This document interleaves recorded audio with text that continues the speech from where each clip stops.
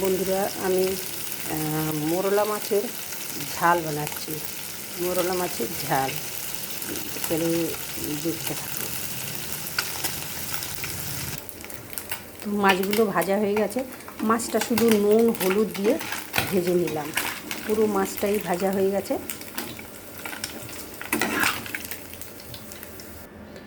পুরো মাছটা তো ভাজা হয়ে গেছে। তো এবার আমি কালো জিরে ফোড়ন দেব। এই যে কালো জিরে দিয়ে এই পেঁয়াজ আর কাঁচা লঙ্কা ভালো করে ভেজে নেব।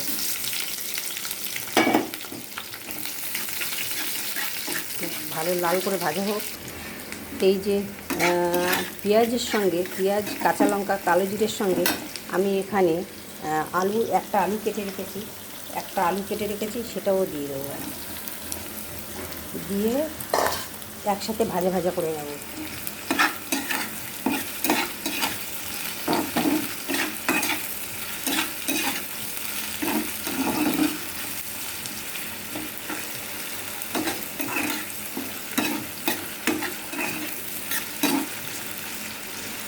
এটা কড়াইটা কালো কালো বলে বন্ধুরা ভাববেন না যে নোংরা বা কিছু।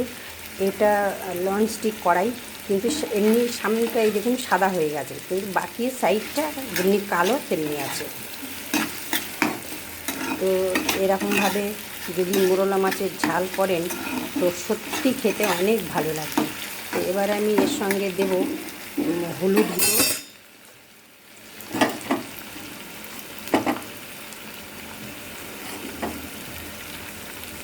গুঁড়ো, দেব,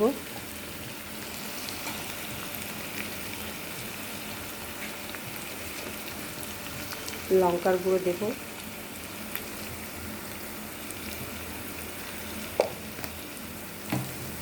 দিয়ে ভালো করে এখানে ভাজা করব একটু, যতক্ষণ না আলুটা সিদ্ধ হয়। আলুটা সিদ্ধ হয়ে গেলে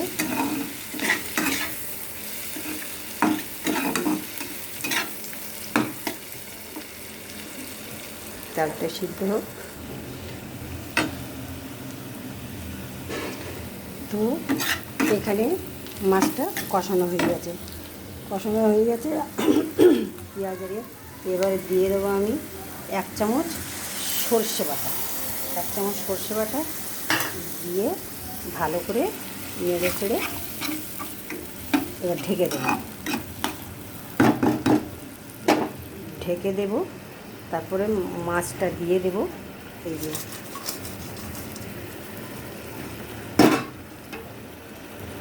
মাছটা দিয়ে আমি ঢেকে দিই।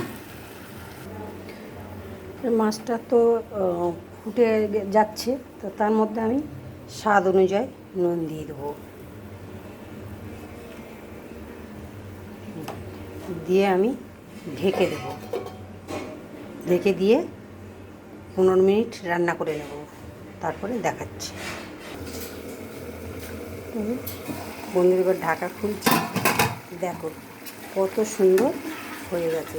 এবার সার্ভ করে দেখাচ্ছি।